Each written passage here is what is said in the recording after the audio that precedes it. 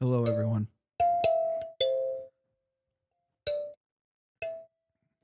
Our intro music got cut, so we're having to make a temporary fix.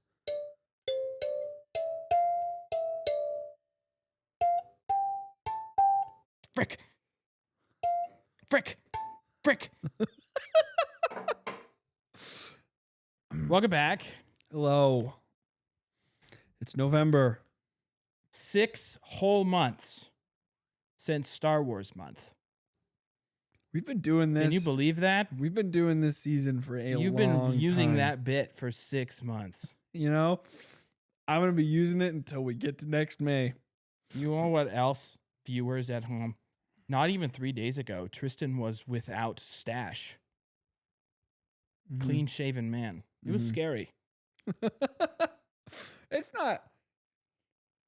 not coming in as thick as fast. No, but as- it's obvious you have facial hair. Yeah. This stuff comes in a lot quicker. This stuff, as we were like, as I was looking at it the other day with Grace, I was like, wow, that's pretty patchy. Derma roller on the. Yeah. Why does every sound effect that? Everything's. What kind of derma roller are you using? A dog's tongue? What is that? No, that's a that's a dog snipping, bro. Dogs' tongues are like Anyway. it's what do we call it? Magic month? Yeah, magic month because I we wanted have to go to with interject Wizard it. month, but Trevor went. it No. was It kind of alliteration is what I was leaning towards. It kind of works. Just another magic. Whatever Month. day this episode is released on. You also have to apologize. Whoa. I'll have to apologize to you, not you apologize to me. I am currently sick and also just drove 3 hours in the car singing as loud as I could so that I didn't fall asleep. So you might hear a couple sniffles. You might. Yeah, I might fall asleep. That would be so funny, actually. I Tristan. kind of hope that happens. I won't. rule. I'll let you be asleep for a good 5 minutes before I wake you up. Because What has happened? what a clip. I'd turn all the lights off and still record. Come back in. You know, Tristan, are you still I here? have to be honest. If you hit me with some, if I'm ever like this and you hit me with some good like ASMR, like the,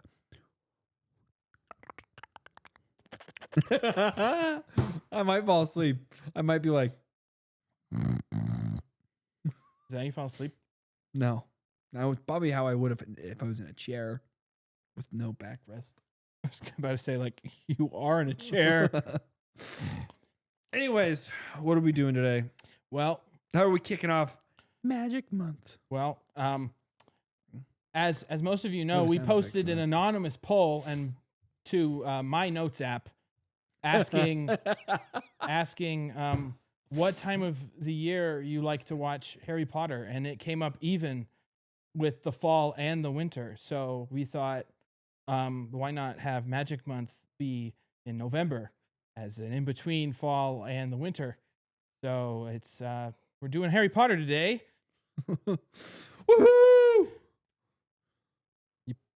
I'm actually Audio peaked right there. I can hear it through my own headphones. Yeah, that's gonna hurt. So I'll move this away. how should we go about this, Tristan? Good talk.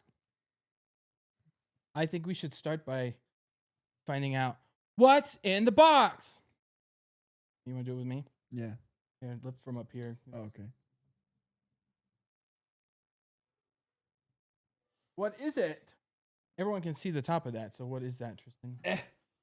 It's the Triwizard Cup. Oh my baby. goodness, it's a Harry Potter item. It's a lot smaller. We Okay. don't have. We have the replica. We don't have the real thing. I can't reach in. The other thing I wanted to Here, hold on. I I'll can't just get what I wanted to Let's pull get out of in here. there. What do you want? This the longer item. That was it. Just put it where you were gonna put it. I gotta reach in here. Don't drink out of the Triwizard Cup, everybody. Real deep in here. What do you want? The longer one. This thing? No, not that. Sorry. The one in the back. This thing? No, not that. That one? Yeah, Oh, that okay. one. You could. Oh.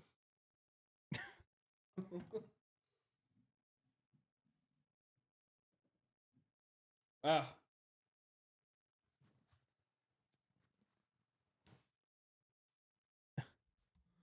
Speak. This episode.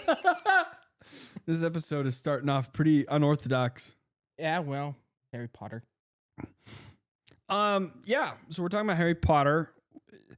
This is a little different than Star Wars month because Star Wars month we kind of, well, I guess it's kind pretty of similar. the same. We're Yeah. condensing 3 movies into one episode. We're talking every about the time. Fantastic Beasts. No, Okay, because I've only seen the first one. Is there 3? Is there Yeah. 2? there's 3. I've Okay. not seen the third. I've only seen the first. Yeah.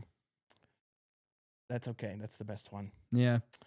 But yeah, so we just kind of what? So we're gonna 1 through 3 today. What kind of spell was that? Hi, Cass. Well, start us off. Go ahead. Harry Potter and the Sorcerer's Stone. I want to preface at least that these first 3 movies, at least to me, and obviously it's like on purpose, but they all feel like the tonal shifts become very obvious and very prevalent. Yeah. And so this first one, really sets it off. I understand that most people kind of have it at like the bottom of their lists of like with their like ranking Harry Potter films. Yeah. They normally have like the first 2 closer to the bottom, which like I could kind of understand. Which is crazy because to me, I think that the first 2 movies are the most accurate to the books. Yeah. after- I think we can blame at least a little After bit. 3 that they really start deviating. Yeah. I think we can blame the like constant change in directors after a little while. Cause like the first two were both done by Chris Columbus. Mm. The Chris Columbus. 1492. Spaniard. Yep. He loved Harry Potter. I came back for this.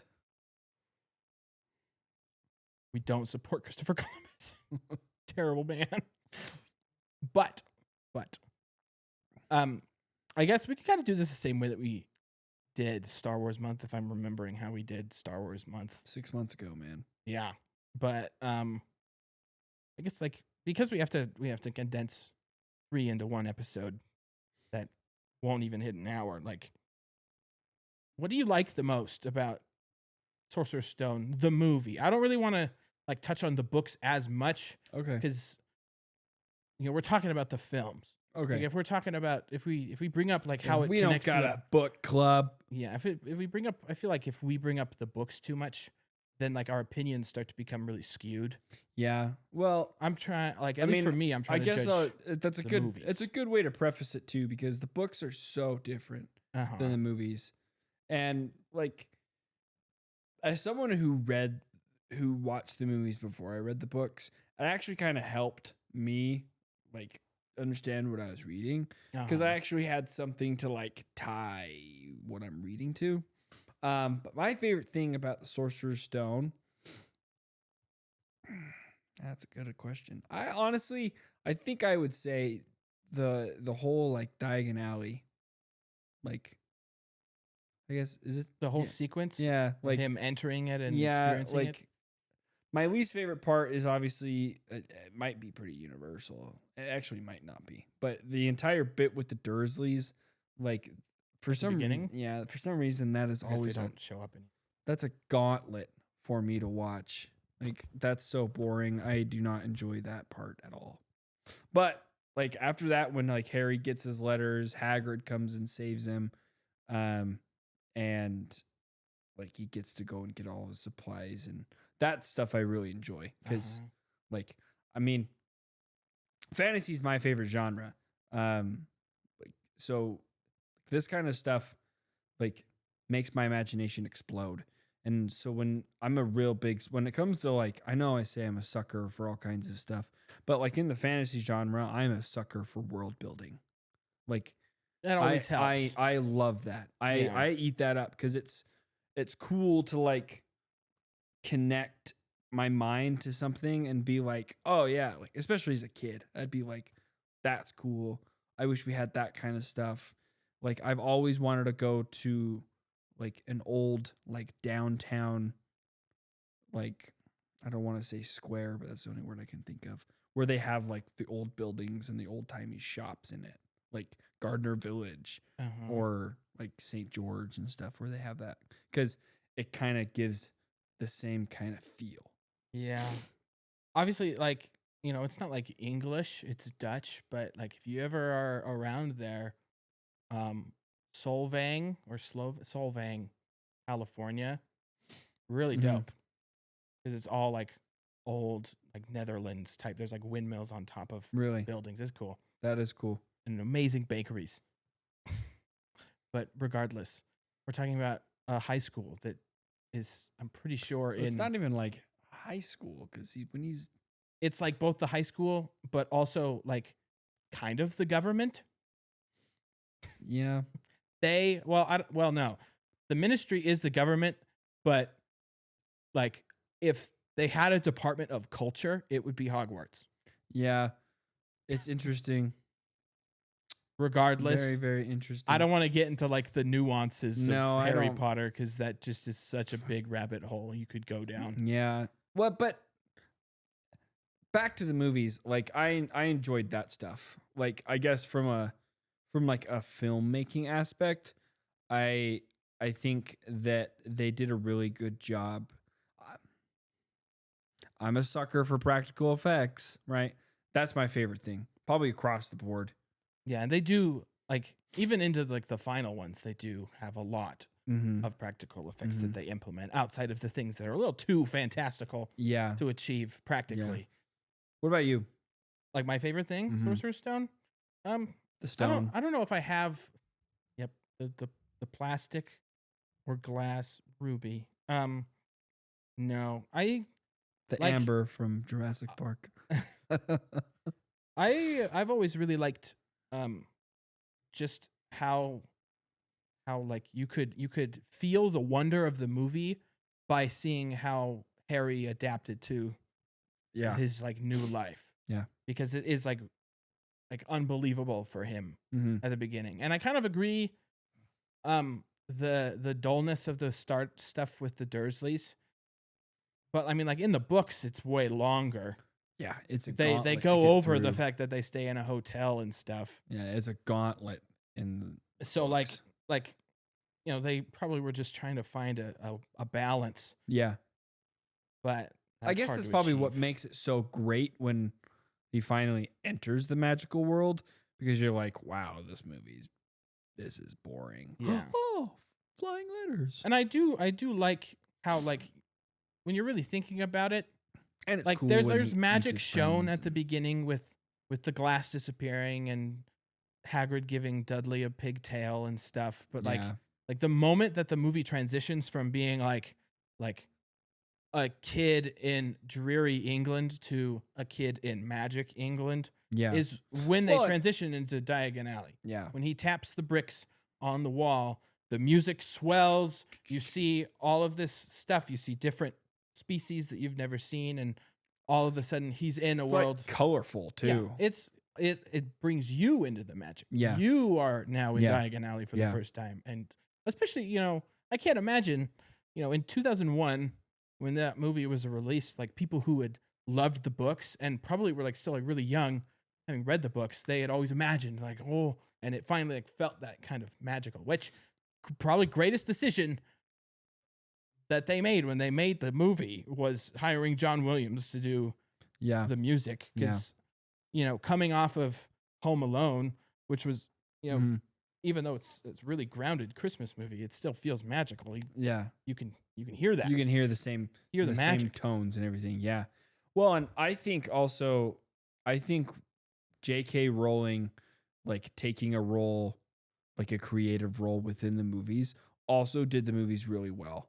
Because there's a lot of For at least the world building aspects. yeah, because there's a lot of like movies that are based off of books that end up flopping because they like stray so far. They take full creative freedom. They got full creative rights from the author or something. And they stray pretty far. But this one, like, makes you wonder, how did the Percy Jackson movies go so wrong? Yeah. Rick Riordan was a correspondent on the movies, I think. Yeah. Could be But wrong. I think that is something that like helps out, especially with this movie, right? Because at that point, we only have like a couple of the books, and like, how do you make this thing look and feel grounded, but also like try to get and capture what everybody fell in love with the book, like how J.K. Rowling wrote the books and got everybody to fall in love with him. How do you capture that? Well, why don't we just bring in the author and have her tell us what she sees? Yeah, right. Yeah. I also think that like kind of what makes or breaks the Harry Potter films, especially the first ones that take place almost entirely at Hogwarts, is the set design. Yeah. Like you really feel like there is a legitimate castle, and I think Scotland is where it's supposed to be. Yeah. And it's wonderful. You can like almost smell it. It's like it's musty, it's old, but it's awesome. Yeah. Well, they capture a lot of awesome scenes too, like from the book. When you're, I know we talked about not that, but it like we didn't. What am I trying to say here? We talked about how we wouldn't talk about the books, but for these first three movies, I think it's very important to like talk about the inspirations they draw upon, because there's a lot of like the first years coming across the Great Lake or the Black Lake, in the Michigan. boats. The 11-year-olds in Lake Michigan. Superior. No, like as they're coming across the Black Lake and they've got like the boats The and Ford the lanterns. factory. Oh my gosh. Sorry. The Edmund Fitzgerald.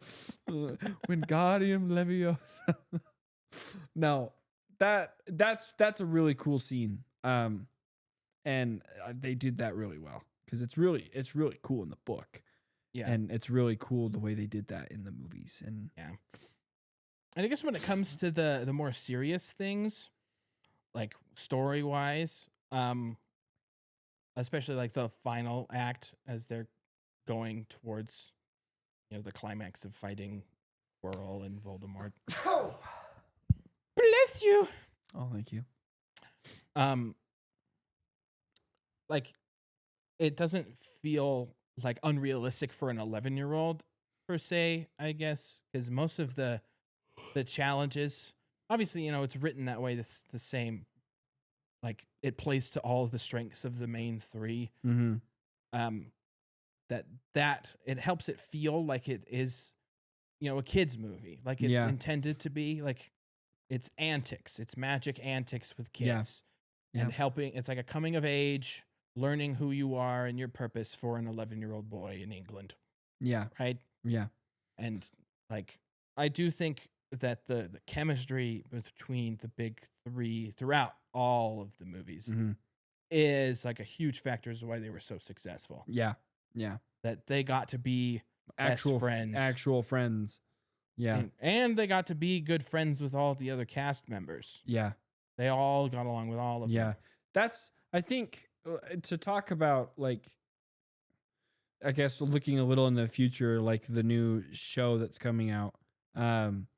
That's one of the things, because of the like you bring up the chemistry. That's one of the things that I think that I've been the most like hesitant about. I mean, obviously, I'm very hesitant about the show because personally, I don't think we needed it. Mm-hmm. I think it's completely pointless.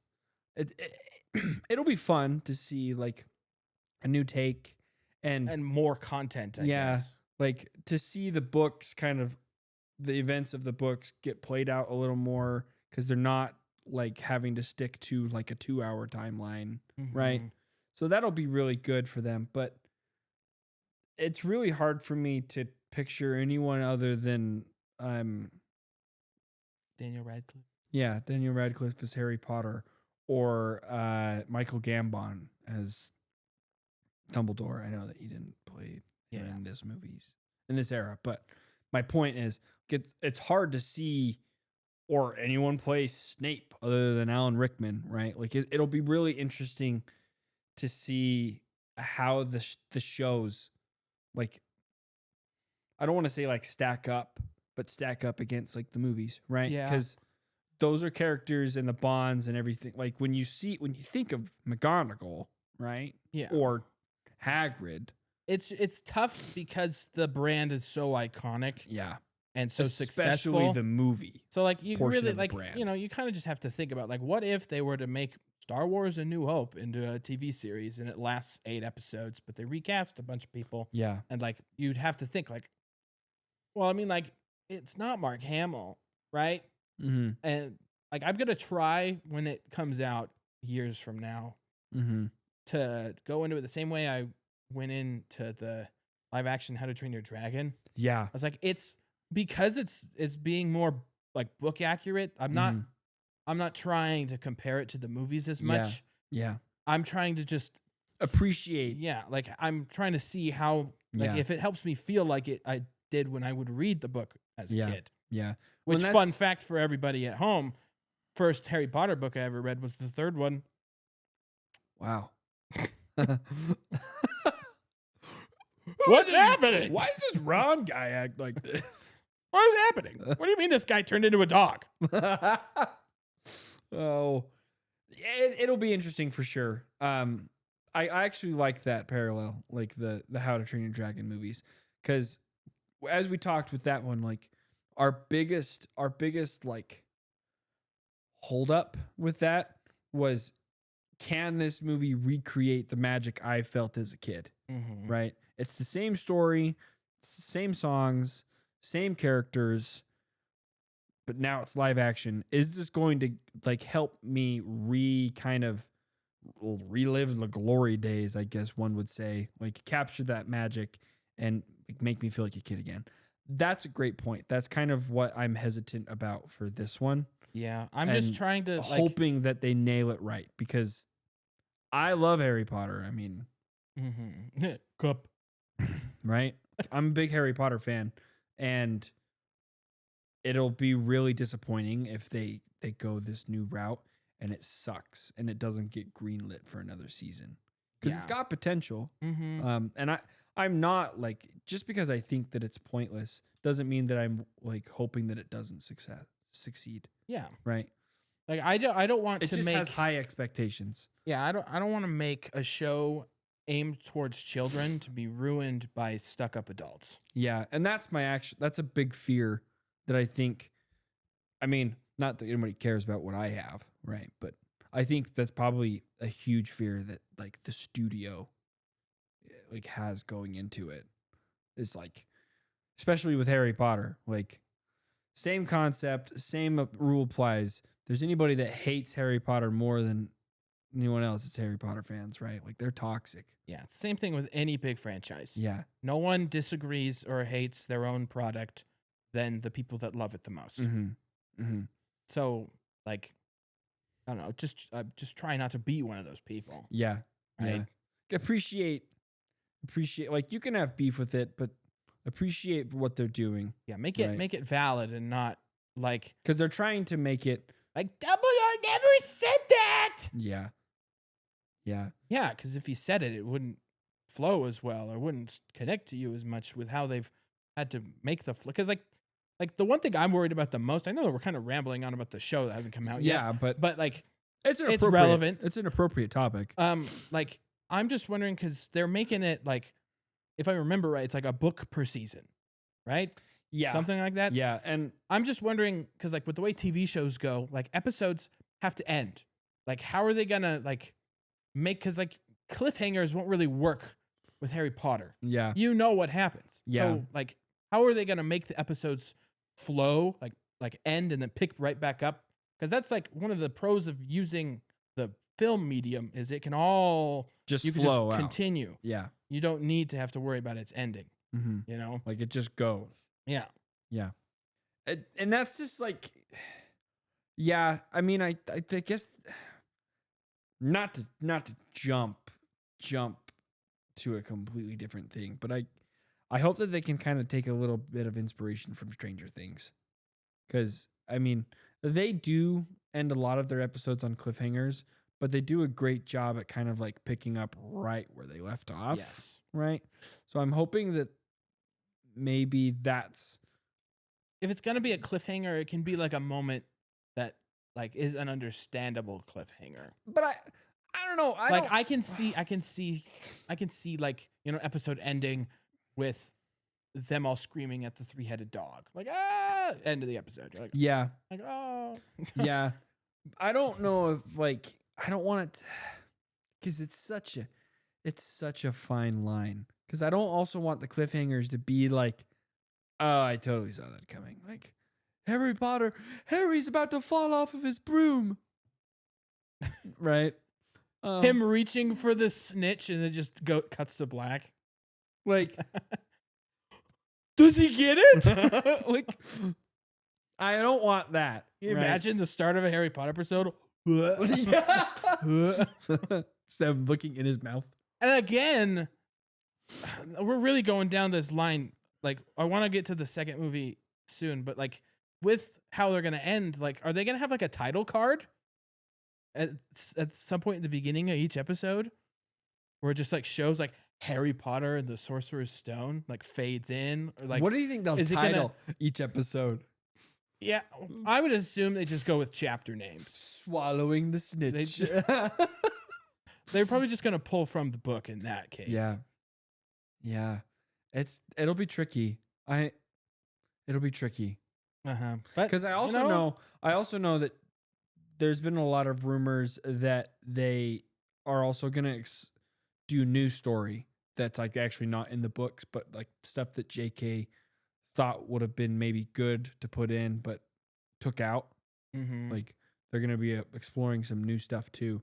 So that's a good way to keep it fresh, right? Like to make it so that you're not like regurgitating the same stuff we've already seen and we've fallen in love with. Like it gives us a reason to kind of want to watch them. Yeah.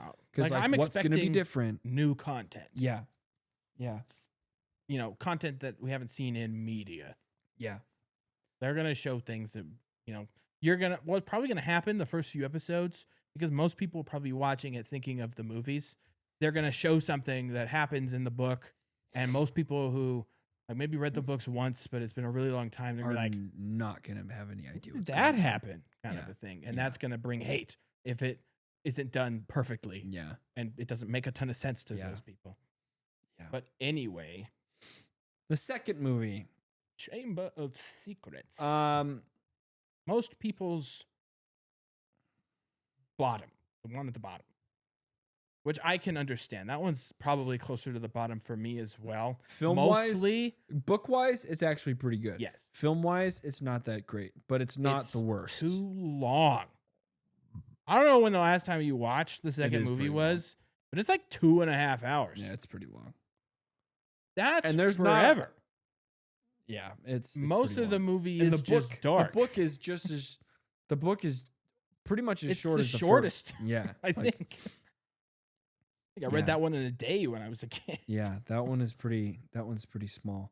But that movie is good though in certain aspects. Yeah, I still feel magic. I really enjoy the I guess same format. yeah, I yeah. really enjoy the bathroom scene when he speaks to Moaning Myrtle. no, when he opens the gate, the entrance to the Chamber of Secrets. Yeah. He speaks parcel tongue. Uh-huh. That's cool. I like that. Yeah. Again, probably because of just set design, right? Uh-huh. Like that's probably honestly going to be the things that I enjoy the most about the movies. Like Yeah. the sets, Because it's not like to keep beating that. it's almost more than half the magic you get out of it.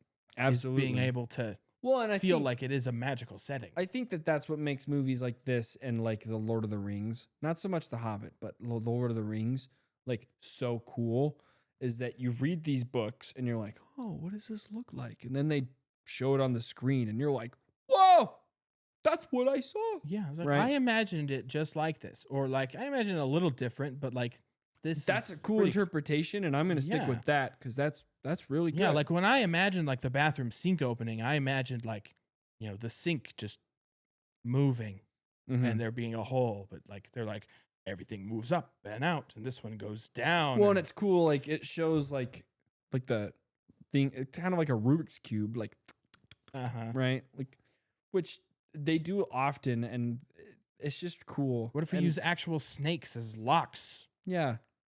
Well, and Which- the giant door. It feels backwards to me. Snake go through, open it like what? What? Yeah. When we and Grace went to the Harry Potter exhibition here in Salt Lake a couple months ago, they had one.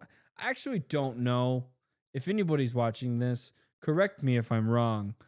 A lot of the stuff there, they have a lot of actual props, and then they have like replicas of the props. I'm just gonna assume that a lot of the bigger stuff was actual props. Just when I say that, that's what I'm meaning. They had a replica, like they had a prop of the door Yeah. to the Chamber of Secrets, and it's huge, and it is cool. Like the amount of detail that they have in that on it is amazing, and it is humongous. Like it's giant. Yeah. So I don't know if the one that they have in like Universal is like same kind of sizing. Mhm, They just I assume that most of the time they just model it off of the actual set, but mhm. it's still really big. Yeah. Again, props to set design. Yeah. Because like they're not just small moving pieces like we have now on sets. Like that was definitely in a time and era where you just made everything. Yeah, well, they probably had it all made, and they probably had like, you know, I would imagine that the snake going across that definitely could have been real. I'm just trying to think of how it could be accomplished. Mm-hmm. But like with the other snakes moving, they probably had like Just- out of frame people. Pulling him, or the snake going around the door, Yeah. like just put it on a track. Yeah, like good stuff. Movie magic, people. Yeah, and you know, Get me the bonus features on the discs. I need that right I now. think that is something that I would like to point out that a lot of people don't really kind of appreciate the beauty behind. And this obviously, that's a very niche thing to say because me and you are different than other people where we're just we like, care. we enjoy that behind the scenes stuff and like how things are made. Yeah. But like I think it would be so cool, not just for like Harry Potter, but for anything to like be a part of that stuff. be like- on the production. Be there on the sound Nowadays I feel stages. like they probably miss out a lot on those cool experiences, but to like be a part of this stuff back then when Yeah. you're actually like hand cranking the snake around the door, right? Or Yeah. you know, that stuff is cool. And I wish that I could like have an opportunity to do it at some point because I think it's cool. Maybe one day. Maybe. Maybe we'll find But- a listing for you. Yeah. This Harry Potter Snake lock Potter opener. show's gonna be around for a while. Right? We'll get you in London. Yeah. Anyways, I rambled. What's your favorite thing? I appreciate a lot in the second in Chamber of Secrets.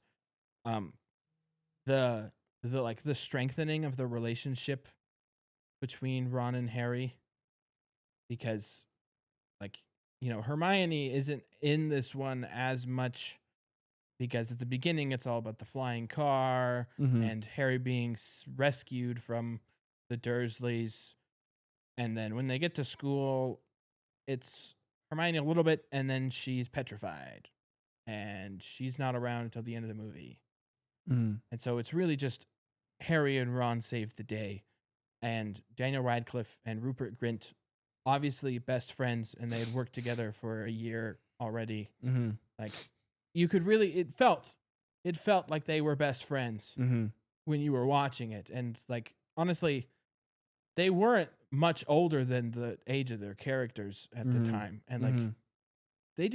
they're really good child actors. Mm-hmm. Very underrated. Like you can still like you can probably picture in your mind the moment Ron breaks his wand and he turns. I broke my wand. Beautiful.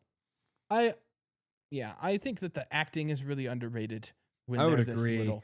I would agree. They do really good because, like, you see child actors now. No offense to Stranger Things, those like first 2 seasons, It's tough. some of the scenes are real tough, Mhm. and that's not like any fault of them. They're just kids. But like, I think part of why that's so good is because like they were when they were on sets and doing stuff like, because they had to be pulled out of school and stuff, like there was like a mini school set up Uh-huh. during that. Yeah. And so when they would like go into sets with like the Great Hall or when they're in the library, like, They're actually doing homework over there. do your homework. Make it look real convincing because you're on camera. But I'd imagine it probably is a big credit to the directing as well, because like the trick with child actors in these kinds of movies, like and like with Stranger Things and with Harry Potter, since we're using that example, like when you're directing the child actors, you want them to have fun yeah, because that's how you're gonna be able to get the most Yeah. genuine yeah. acting out of them, is Yeah. because they're actually enjoying it. And Yeah. so when They have to have they have to have fun because they have to have chemistry with their fellow Yeah. kid actors. and the adults, Yeah. right? Like they have to know when to be serious and when not to be. Yeah. I was gonna make a joke about a dog, but never mind. That's for the. Well, that's a third good movie. segue. Third movie, Trevor. Unless there's anything else you wanted to cover on the second. No, Kenneth Branagh is good. Mhm. He's perfectly annoying, Mm-hmm. as he should be. Yep. Yep. Yeah, not much else to touch on. Third movie was honestly my favorite movie growing up as a It's kid. still my favorite one. Yeah. It's a my good one. favorite Harry Potter movie, It's which a I good don't one. even know if that's a hot take or anything, because I'm not really in that space Real quick. online. Real quick. Is that the one with the flying car? No, that's the second. That's the second one? Yeah. Okay. Why? Just wanted to. I had to refresh my mind here because I was getting the beginnings of the movies mixed up. Yeah. So I was like trying to figure out. Lumos Maxima, when he's I was trying to reading figure the out. book under the bed. Yeah. I was trying to figure out in my brain because I was like, I don't think this is the beginning of the third one. No. No. Yeah, flying cars, Jim. I guess going back to the second one, I have to bring up I'm a huge arachnophobe. Like I for sure have arachnophobia. Another shout out to John Williams. The music when the spiders are crawling That through scene the hallway and up the window. gave me nightmares as a child.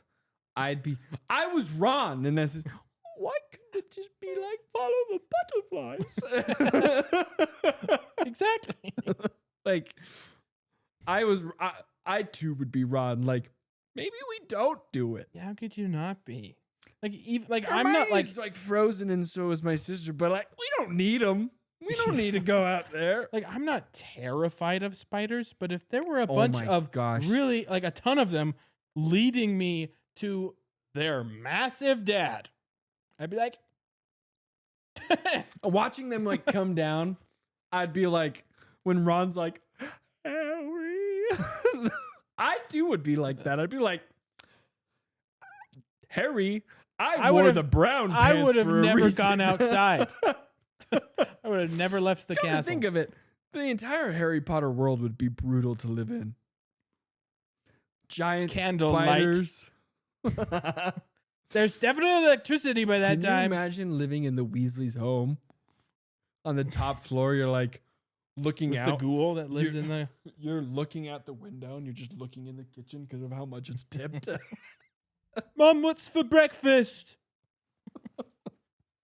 Okay, on to the third movie. My favorite part, I love Sirius Black when they're like, "This is the criminal," and he's like, "Ah, I'm innocent."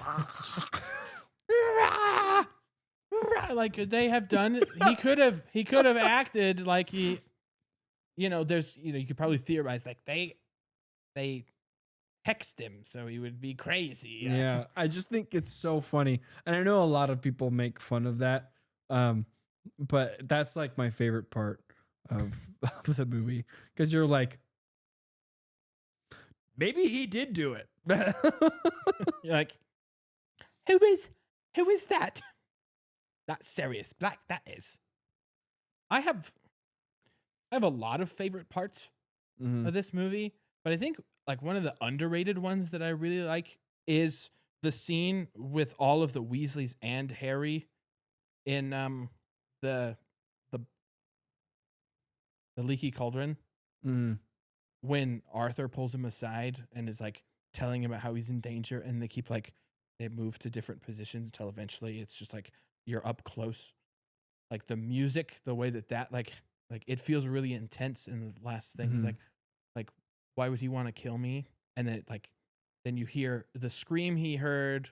Like you hear a scream mixed with the train whistle, and that's the transition to them on the Hogwarts Express.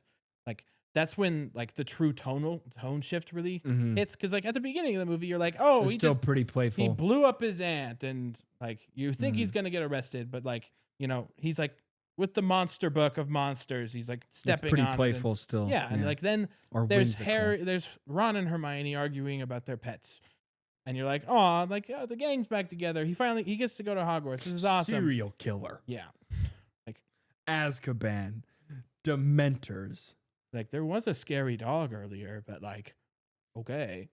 Actually, my real favorite part is the tea leaf kid. Yeah. The omen. Omen of death. Like it's trying to catch smoke with your bare hands. The Grim. Dude, I didn't know that was Emma Thompson for the longest time. Yeah, that's really good. Yeah. Like good performance. Like Professor Trelawney and Nanny McPhee are the same person. Didn't know Mind that when I was blowing. little. Now I found that out a couple of years ago. I was like, oh, whoa. Yeah. That's great. No, I really like the lake scene. My dad. He's right there. Yeah. He's gonna come out back in time. Harry, Yeah, it's awesome. Harry, they're killing you. Yeah. That scene, like, yeah, it gives literal me chills thinking about it. Like, watch the soundtrack when he's doing it. Oh, with the choral and then the theme like, that look you at heard that. the whole Look time. at that. I can't show you, but I have them.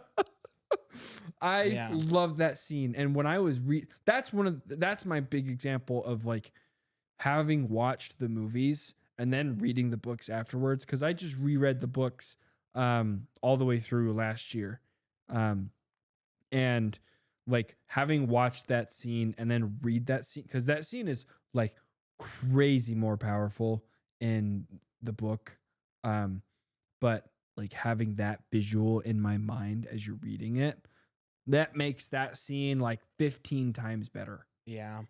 I don't know what people pictured like before they watched the movie when that thing came out, but I don't remember what I did when I was, because I know I read the third book before I watched the movie. From like that point on, like that is like that's such a cool scene. They do very well. It feels like integral to the. Well, if you want to talk like about tone, if you want to talk about tone shifts, like that's when Harry really starts to become like the hero, right? Like before he had been he kind of like waltzes in, right place, right time. He had been like saving his own life and saves others' lives in the process. Like the first like heroic kind of like deed, like a mystery solver in the first two. There was like the mountain troll with him and Ron, and like they save Hermione there. Yeah. And then, he kills the basilisk, and that is saving the school. Right. But that's what I mean. Like, he just kind of waltzes in, right place, right time. That's like the first time where he's like, okay, effort my needed. dad's not showing up. Yeah. Hermione's right. I'm going to die. Yeah, it became because before I'm gonna have to step in and do something yeah, here. before it was like this is necessary to save my friends and the school, Mhm. and then it became like this is the like serious. This is the only family I have left. Mhm. Like I cannot lose him. And Mhm. then he goes back in time. He's like, I know my dad came here, and he like I know it. I saw him, and then you know, Mhm. like And their I have to. concept of time travel, that is so cool.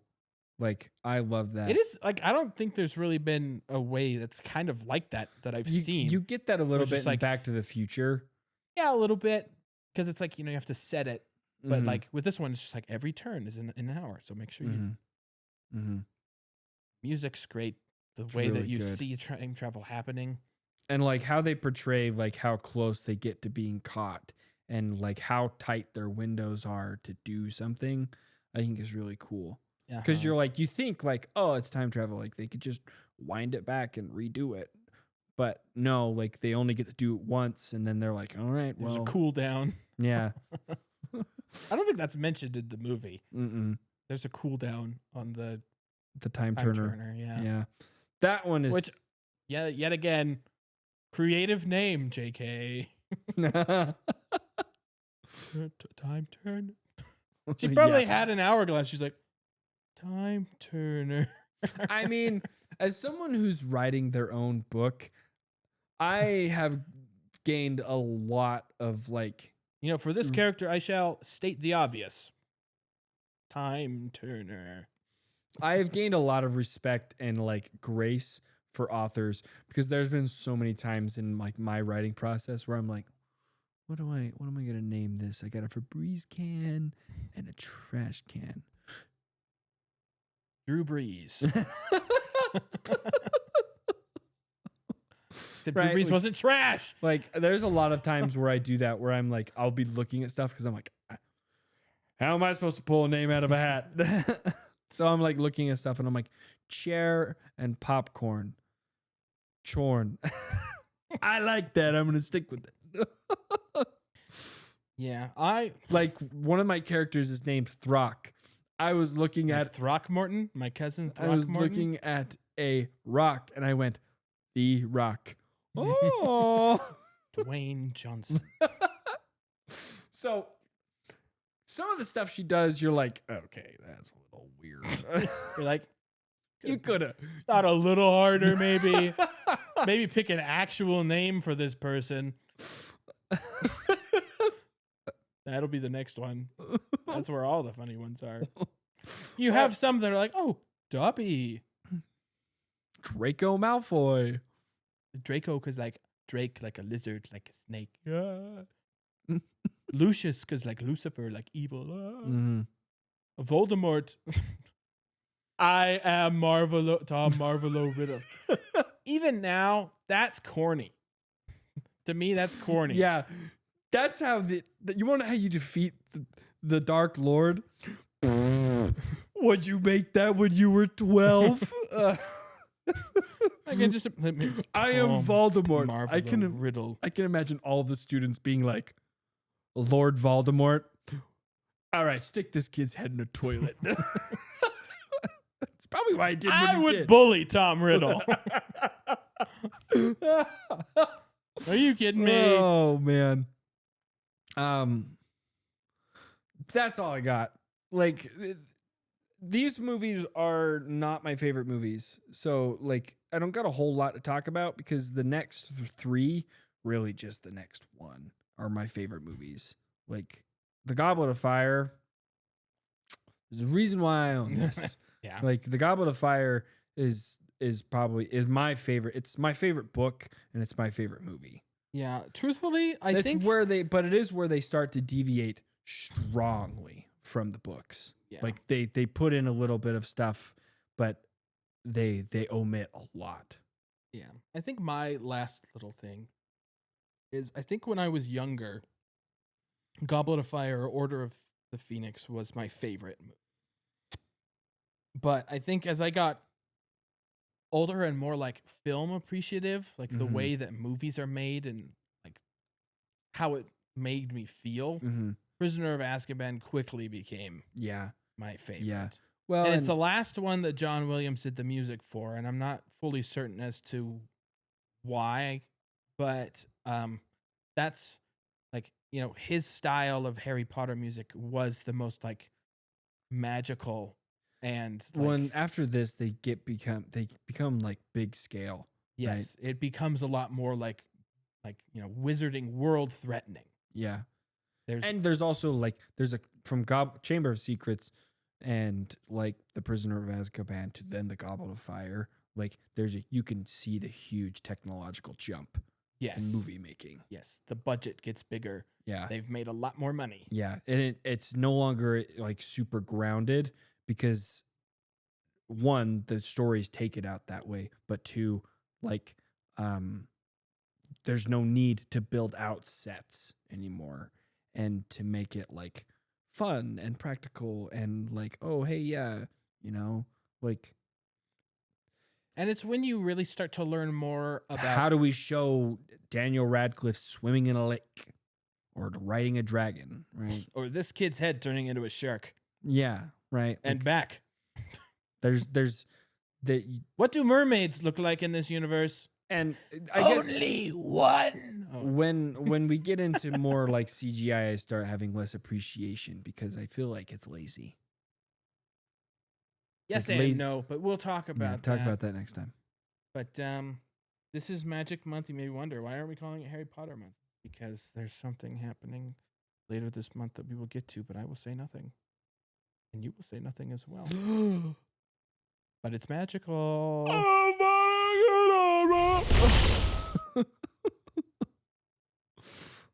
That's not how I would die. I would die awesome. Not like I'm snoring. Hey, you didn't fall asleep. I'm proud of you. Yeah, shout out. I don't even know which one to start on.